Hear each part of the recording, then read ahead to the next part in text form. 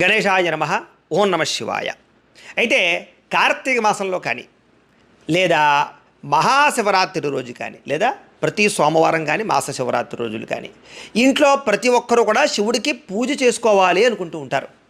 అయితే చాలామందికి పూజ ఎలా చేసుకోవాలో తెలియక ఇబ్బంది పడుతూ ఉంటారు, లేదా ఇతర దేశాల్లో ఉండే వారు కూడా ఇబ్బంది పడుతూ ఉంటారు. అలాంటి వారి గురించే మీకు చక్కగా ఇప్పుడు ఈ కార్తీక మాసంలో కానీ లేదా శివదీక్ష శివమాల వేసినప్పుడు కానీ లేదా శివరాత్రి రోజు మాస శివరాత్రి రోజు లేదా సోమవారాలు ఇంట్లో ఎలా పూజ చేసుకోవాలో మీకు పూజా విధానం అంతా కూడా ఇప్పుడు వీడియోగా తయారు చేస్తున్నాం. కాబట్టి ఈ వీడియోను చూసి మీరు అందరూ కూడా పూజించుకోవాల్సిందిగా తెలియజేస్తూ, అయితే ఈ పూజకి ముఖ్యంగా కావలసినటువంటి సామాగ్రిని ముందుగా చెబుతాను. అవి మీరు సిద్ధం చేసుకున్నట్లయితే పూజ మధ్యలో లేవక్కర్లేదు. అయితే ఇందులో చిన్న ముఖ్య గమనిక లేదా చిన్న విషయం ఏంటంటే, ఒక్కసారి మాత్రం ఈ వీడియోకి ఎదరకు వెళ్ళే ముందర కింద కామెంట్లో ఓం నమ శివాయ అని ఒక్కసారి కామెంట్ చేస్తే శివానుగ్రహం శివాశీస్సులు మనకు కలుగుతాయి.